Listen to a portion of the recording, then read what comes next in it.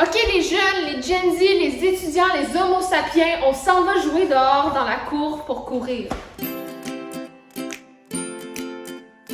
Est-ce qu'un garçon fort peut m'aider à ranger les buts?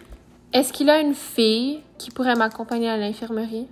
Dans l'histoire du monde, l'homme a toujours été. Dans les dernières quelques années, de grands progrès ont été faits pour être plus inclusifs de la diversité des orientations sexuelles et des identités du genre. Malheureusement, le français reste une langue très genrée. Tous les noms ont un genre. Le jardin, Le fromage, la tempête, la pandémie, la guerre, la mort. tan tan tan.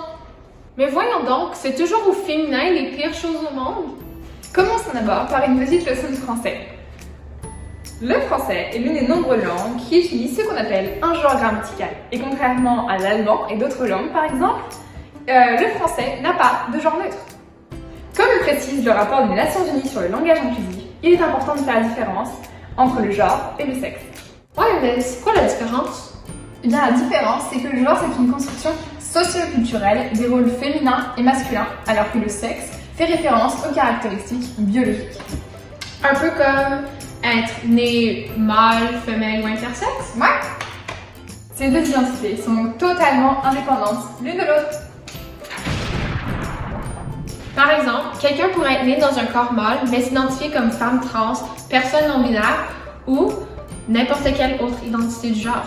C'est donc impossible de vraiment connaître l'identité d'une personne avant de lui avoir demandé ta part. Ton identité de genre t'appartient. C'est ce que tu ressens à l'intérieur de toi. Et peu importe ton identité, tu es apprécié.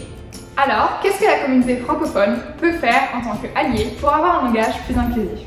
Pour s'adresser à un individu, il est très respectueux de demander leurs pronoms et ou titre de civilité. En fait, il est beaucoup mieux de demander que de préjuger.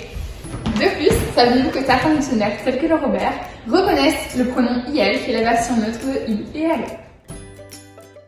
En conclusion, les bases grammaticales de la langue française rendent le langage inclusif très compliqué.